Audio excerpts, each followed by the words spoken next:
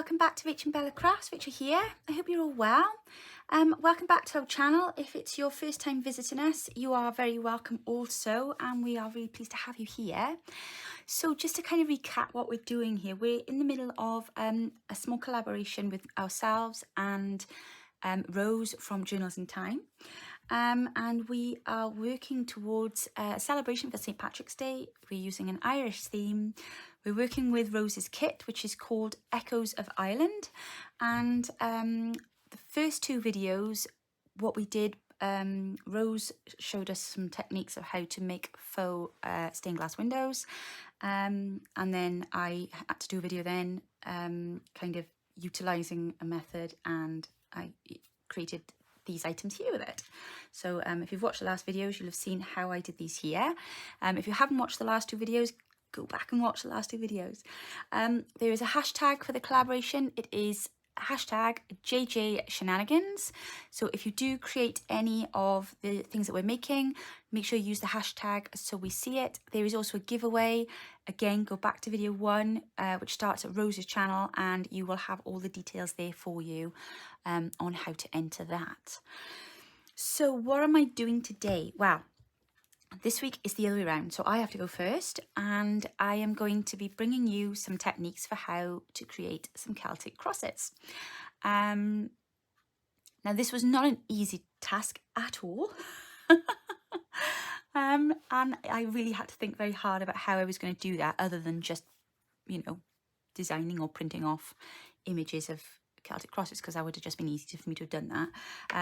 But I wanted to kind of, you know, make it a little bit more you know, a bit more thought into it than that. So, I mean, Rose went to such great detail for you all with the stained glass windows demonstration and everything. She kind of like set the bar really high there. So I had to really put my thinking cap on. But yeah, so I hope that you will enjoy what I've got to show for you, got to show you this afternoon. What I'm going to do is I've already done my kind of method stuff, so I'm going to show you the techniques that I've used, and then I'll show you all of the finished products then at the end. So I've done a couple of different things, a couple of different medias I've used, and it kind of all started with the purchase of this lovely stencil,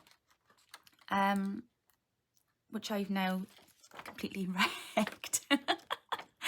I will tell you more about that later. But yeah, this was a lovely stencil, and it's now like a lovely stencil no more. Well, you know, it is still usable, but it is a bit rough around the edges now. I'll tell you all about that later on. But anyway, so go see what I did with the stencil, and then make sure you come back, and then I'll show you then what I'm going to do with the things that I've made after you've watched my techniques. Enjoy.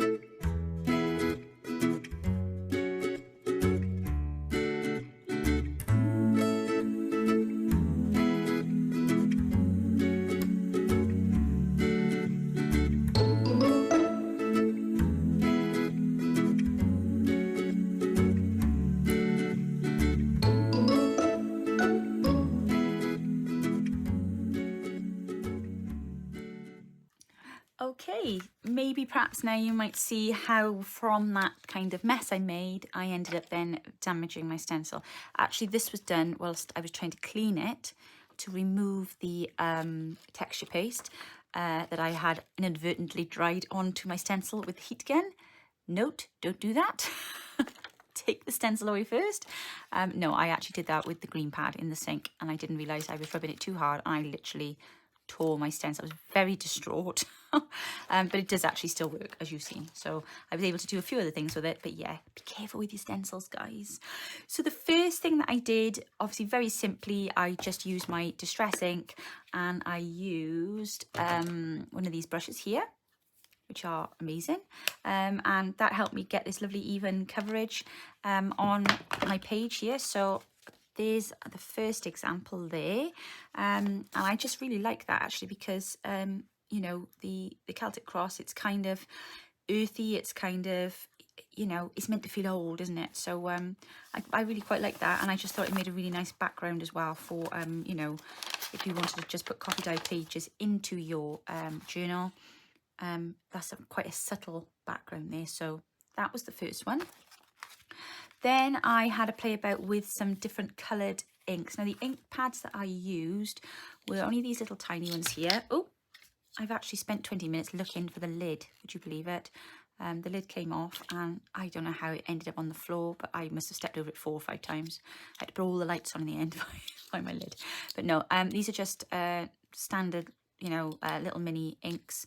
I used a gold and I used the green, and you know, tried to pick out the circle behind the cross in a different colour, as you know, it tends to sometimes be represented.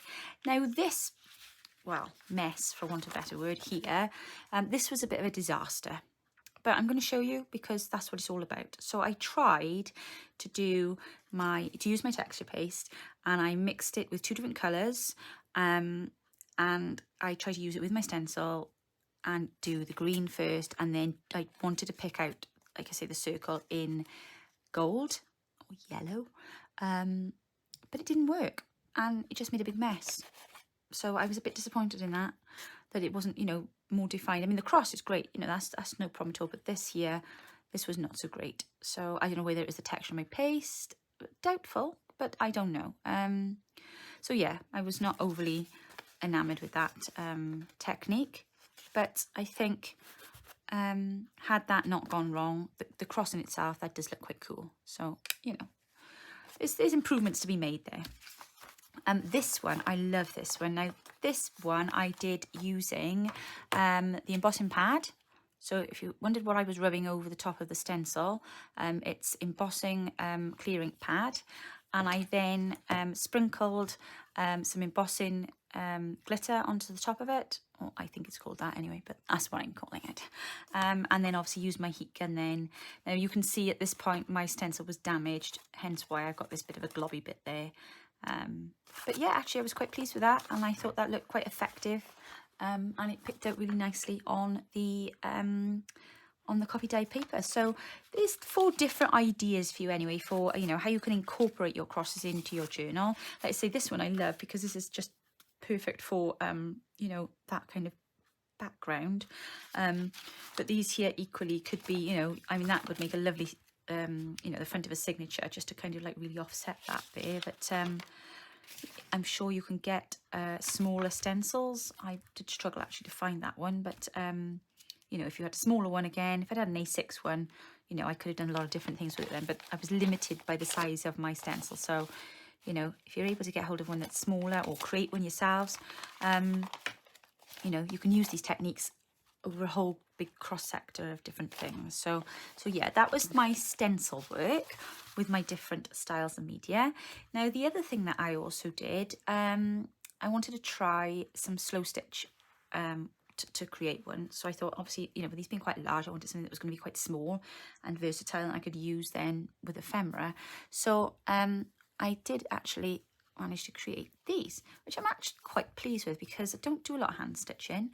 And yeah, so basically I've just drawn a very, you know, very simple shape onto some linen, and then I've just stitched around, just a basic running stitch around, and pick them out. This one I've done in 2 different colours, obviously, as you can see. I actually did this in my staff meeting in work today. We had a Zoom call today. It went on for about 2.5 hours, the meeting, and the meetings do tend to be quite long. So I took this in and sat at my desk stitching this whilst on my Zoom call, because I just find it quite relaxing. And sometimes when you're in a meeting for 2.5 hours, it's not relaxing, is it? So, but yeah, it was very nice. So that was done today whilst multitasking. And then I did this one then, sat on the sofa. So that's the one nice thing about your hand stitching. Obviously, you can just go and do it anyway. But yeah, so I'm going to be doing something with some of these a little bit later on. So that was another way that you can create your Celtic crosses. I also quite like that style because it's quite rustic, and obviously the Celtic cross is quite, like I say, it's quite earthy, it's quite simple and yet decorative, if that makes sense. So you can simplify it, or you can go to town on it really, but yeah, it is quite a versatile thing to work with. And then these, in complete comparison, and the other thing, this was the first thing that I tried. Actually, I did these earlier in the week, and these are the first things I wanted to try. So what I did is I took some beads, and I had a play about with those. So again, I did a running stitch around the actual shape, and then for this one here, I've just used the really tiny little ones, and I've just threaded them on, and then done the odd stitch and then threaded them on, and then the same across here, and then I just put these in then to kind of like highlight the circles. But yeah, I'm not so fussed on that one, but this one definitely, I'm really pleased with this one. I actually did this one first, so I didn't think that was too bad of a first attempt. So again, I've picked out the circle using those tiny little beads, and then I've used these larger green ones then, which I think I actually got these in a charity shop in a bag full of broken jewellery earlier in the year. So that's not bad, is it? And they've made us a nice emerald looking Celtic cross. So yeah, so there's some different ideas there for you guys, for the different things that you can do with different media. Like I say, obviously you can get images from line. There are free images online, or photographs, things like that you can incorporate those kind of things into your projects, into your journals. But I wanted to kind of not do that today, because obviously I do a lot with digitals normally myself, and we've already got the beautiful images of Rose's kit to play with, so I didn't feel the need to bring any more of that in. I just thought it was good to be able to see other ways that we can create images. Don't be limited by what you can get hold of with regards to paper wise. Sometimes you can actually just create it yourself. So I am no artist, I'm certainly not able to draw, but I was able to hand sketch that was fairly simple to be able to do that. So yeah, have a go. See if you can use these techniques, even if it's for different shapes. I mean, a clover leaf would have looked equally as nice, I think, done in this kind of style. But I'm going to show you next now what you can do with one of these and how you can utilise it then in your journal. So I'm just going to clear my desk and then I will show you. Okay, so what we're going to make this afternoon now is a really nice, simple but effective envelope. You can use it as a pocket, you can use it as an envelope, make it as versatile as you like. I'm going to make mine as an envelope, and it's really simple how you're going to put it together. So we are going to literally take a sheet of paper. I have purposely put the pattern on the inside because I'm going to be covering the outside with fabric. So you want it to be just over a third there. So you want leave about a 2-inch flap at the top, because you're going to want to leave a little gap there when you're bringing it down. So again, I'm going to just fold this over. Make sure you leave yourselves a bit of a gap when you fold. That's it.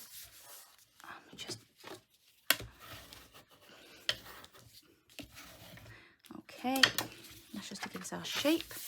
Open it back up. So now we're going to attach this fabric. Now I really would like that frayed edge there to be in full view. Now I think I'm going to put this on with Pritt Stick, because I'm not sure if I use the wet glue, if it's going to kind of bleed through there. So we'll give that a try, because I will be adding it will be stitching as well, so I'm not too concerned about stickability, if that's even a word. I'm just more concerned about not having glue marks bleeding through onto the fabric, because this is silks. And then we'll, you know, shore it up then with my sewing machine. So let's just pop that down there a second.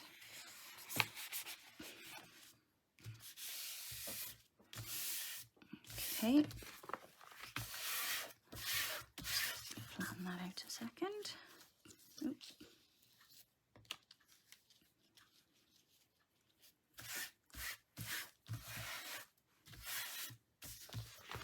Okay, so I've left, you know, a little bit around the edge. Again, it's really roughly cut. That's not a problem. And then we're going to go and stitch it. So when we fold it, then it will look something like this. And then we're going to decorate it up then. So bear with me a moment. I will be straight back.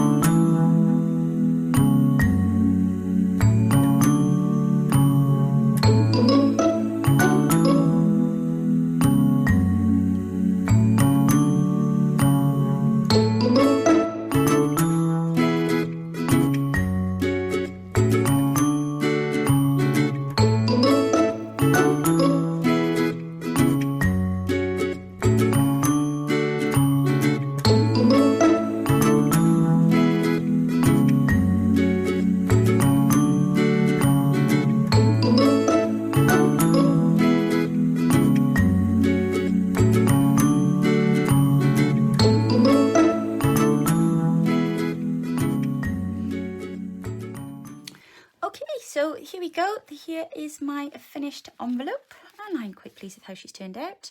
These things are always a bit of a, you know, kind of try it as you're going along kind of thing. So yeah, normally I would have this side here as the flap and then tuck that in, but obviously because I wanted to accommodate my lovely large Celtic cross, I've done it the other way around. So we've got a large flap instead, and then a small tuck bit. I haven't stuck that down yet because I may decide to adapt it for something else, or may just allow it to be open.